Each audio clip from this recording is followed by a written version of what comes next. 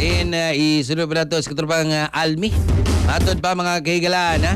Cebu Governor Pamela Baricotro misalikway sa pasangil nga nag-aghat mga kongresista Subo nga dili mo boto sa impeachment bato ka BP Sara. Live report.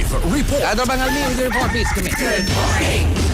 Ni Cebu Governor Pamela Baricotro ang naglutaw ng aligasyon online nga naghilabot siya sa mga kongresista sa Subo aron dili mo suporta sa posibleng impeachment batok ni Vice President Sara Duterte.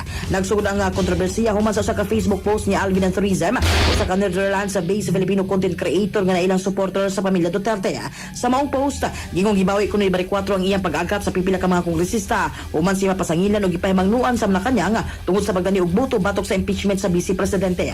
Mitubag dayon si Cebu Capital Health Consultant Dr. Elise Nicole Catalan, anak ni Gov. Baricotro, kusgadong ni pasipala sa ligasyon ang gitawag og false narrative.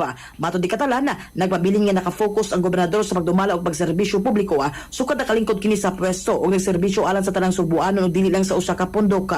Gikundi na usab niya ang padayon nga gingong mga pag-atake online na batok sa gobernadora. Sa laing pamahayag nga gipatik apan nagilayon usab gidilit, klarong gipanghimakak ni Baricotro nga adunay iyang pag-apil sa bisan unsang lihok aron impluwensyahan ang mga magbabalaod sa Subo kabayan sa issue sa impeachment ni Duterte. Matod sa gobernadora, isip kabayan sa executive branch, ang iyang prioridad mo ang governance sa development program o public service, dili ang mga legislative matters. Yan ang bisan kinsang kongresista nga nagtuo nga iyang gipugos o giimpluwensyahan nga mapadayag sa publiko o mogamit sa official nga communication channel.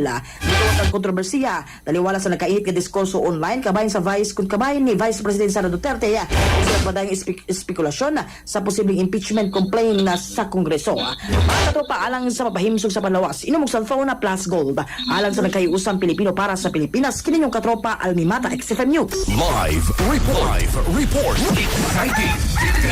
Cellphone Plus Gold, mapalit sa mga butika sa inyong lugar.